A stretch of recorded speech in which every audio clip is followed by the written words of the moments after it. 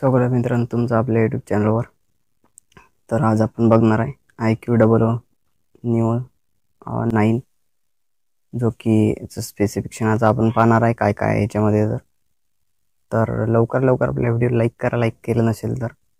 आज आपण बघणार आहे iQOO Neo 9. याच्यामध्ये Qualcomm स्नॅपड्रॅगनचं 8 Gen 2चं प्रोसिजर, जे की मोठं प्रोसिजर आहे 8 Gen 2चं.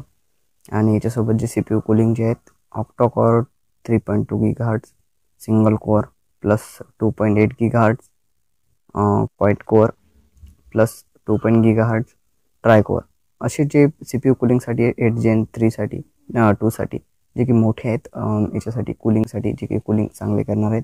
तर मस्त प्रोसेसर आहे याच्यामध्ये. आणि आता आपण याचा रॅमची गोष्ट करू, जे की याच्यामध्ये रॅम आहे इकडून दिसत 12 GB रॅम आहे, जो की याच्या इन्फॉर्मेशनमध्ये आलेला 12 GB, परंतु कमी असू शकते नंतर नवीन मोबाईल निघाल्यानंतर. 6.78 इंचाचा डिस्प्ले आहे, जो की मोठा डिस्प्ले आहे. 17.22 सेंटीमीटरचा जो की मोठा डिस्प्ले आहे, जो की ॲमोलेड आहे. फक्त सुपर ॲमोलेड आहे द्यायला पाहिजे असतं फक्त ॲमोलेड डेला. आणि 1260 मल्टिप्लाय बाय 2800 पिक्सलचा हा व्हिडिओ क्वालिटी देते, जे की चांगली व्हिडिओ क्वालिटी देते, जे की व्हिडिओ क्वालिटीमध्ये कमीत कमी जास्त रेझोल्युशन याच्यामध्ये दिसणार आहे.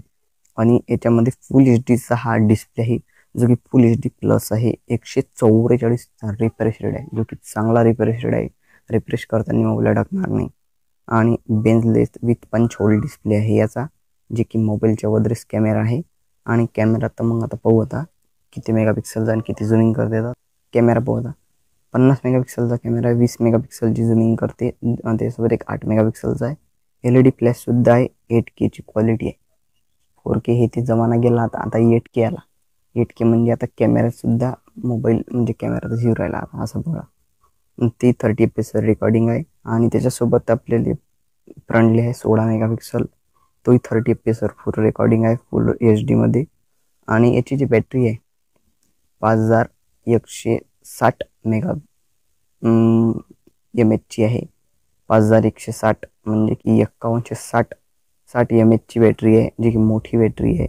120 वॅटचं चार्जर सपोर्ट करते. आणि इंडियात हा 5G सपोर्टेड आहे हा मोबाईल. आणि 256 GB इंटरनल स्टोरेज आहे. नो एक्सपांडेबल आहे. आणि नो एक्सपांडेबल आहे. डॉसर्जन वाटर रजिस्टर याने काही दिलं नाही. पण मोबाईल तुम्हाला सांगतो कमीत कमी हा मोबाईल 17 ते 18 हजारामध्ये जर असला तर मोबाईल बेस्ट आहे, कारण की याच्यामध्ये 8 Gen 2चं प्रोसिजर आहे. ऑक्टा कोर जे CPU कूलिंग आहे ते चांगले आहेत. आणि याच्यामध्ये 8K ची शूटिंग आहे. 17-18 हजारपर्यंत जर मोबाईल असला तर एक नंबर मोबाईल आहे, कारण की याच्यामध्ये सर्व फीचर्स अवेलेबल आहेत. परंतु ह्या मोबाईलमध्ये एक गोष्ट पडली नाही की बॅटरी 6000 पाहिजे असती. चार्जर तर खूप दिलाय नाही 120 वॅटचं, पण ते चार्जरचं काय करता, जे अदर फीचर्स आहेत 50 मेगापिक्सलच्या ऐवजी 100 मेगापिक्सल 160 मेगापिक्सलचा कॅमेरा पाहिजे असता. तर असेच व्हिडिओ पाहण्यासाठी आपल्या व्हिडिओ लाईक करा आणि चॅनलला सबस्क्राईब करा.